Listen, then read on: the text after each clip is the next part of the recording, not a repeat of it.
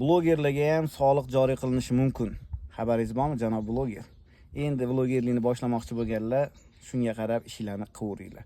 Xo'p, 10 mingtadan ko'p obunachisi bo'lgan har bitta blogerga o'sha soliq joriy qilinishi mumkin. Undan tashqari, masalan, men aralash obzor auditoriyasini yuritayotgan bo'lsam, o'zimni ism familiyam, to'liq ma'lumotim, qayerda yashashimgacha ma'lumotlarni yozib qo'yishim shart bo'ladi va yolg'on xabar tarqatadigan bo'lsam, menga ogohlantirish beriladi. Ogohlantirish 10 kun ichida ko'rib chiqiladi. Agar shu paytgacha men yolg'on ma'lumot tarqatib qo'ygan bo'lsam agar, misol bitta men emas, liboy bloger yolg'on ma'lumot tarqatib qo'ygan bo'lsa, 6 oygacha bloklanishi mumkin. Ayni uni profili yurg'izayotgan.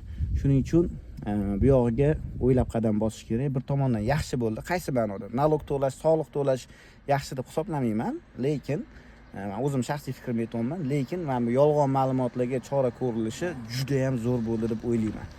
Bu videoni blogerlikni boshlamoqchi bo'lganlar yoki anchadan beri blogerlikni yurg'izib 10 mingtadan oshiq obunachiga ega bo'lgan, 100 mingtaliklar nima qilar ekan, qancha soliq to'lar ekan. Endi obunachi ko'p bo'lgani yaxshi, shunga yarasha menimcha endi reklamalarni ham narxi oshsa kerak. Shunaqa jigarlarga, blogerlikni boshlayotgan jigarlarga, yaqinlarga sekin bu videoni tashlab qo'yamiz va video davomida ko'rishingiz mumkin. Nima asosida va nima ko'rilayotganini. 27-yanvargacha ko'rib chiqilar ekan. Bugun 13-yanvarda, 27-maygacha ko'rib chiqilar ekan. Bugun 13-may bo'lsa, yana 2 hafta qoldi. Tayyor turinglar, janob blogerlar. Shu qatori men ham tayyor turaman. Joninglar sog' bo'lsin. Aralash obzordan uzoqlashmanglar.